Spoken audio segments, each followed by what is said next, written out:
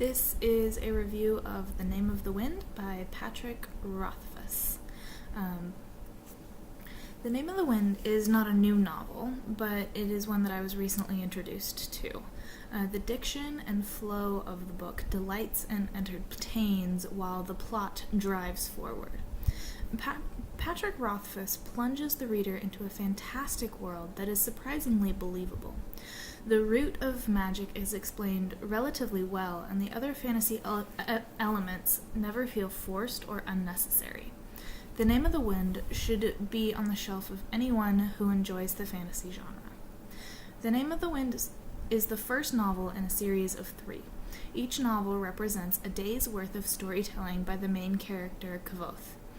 In the first novel, Kvothe talks about his childhood and some of his greatest hardships. He talks about the girl who got away and the friends and enemies he made. He explains why he has the nickname Kvothe the Bloodless and who the Edma are. In short, Kvothe has the chronicler record his autobiography, which is the bulk of the novel. One aspect of The Name of the Wind that stands out is its treatment of setups and payoffs. In the first chapter, there is a somewhat famous line where Kvothe mentions some of his greatest accomplishments and follies, then quips, "You may have heard of me." Most of the things Kvothe mentions are explained in the first book, leaving only a few things to be explained in the second when he continues his story. Rothfuss plays on the reader's emotions by creating a roller coaster of suspense and gratification that makes it very difficult to put the book down. Every time Kvothe reaches a mini-climax, a new mini-plot crops up.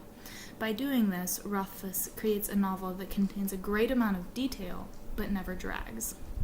Another aspect that makes The Name of the Wind great is the diction and the language flow. This novel is geared towards adults without being too difficult, and the word choice helps solidify the setting and tone. It is not too opulent, nor is it full of swearing. Kvothe is educated and simple, and the diction used in The Name of the Wind reflects that. Rothfuss also does a good job of towing the line between adult and young adult novel. It doesn't shy away from violence or sex, but it does deal with them in a way that elevates the overall story. The Name of the Wind is a great book that provides readers with more than just a popular story. It is an experience with Kvothe that is well written and difficult to forget. Patrick Rothfuss is an amazing writer, and the Kingkiller Chronicles proves this.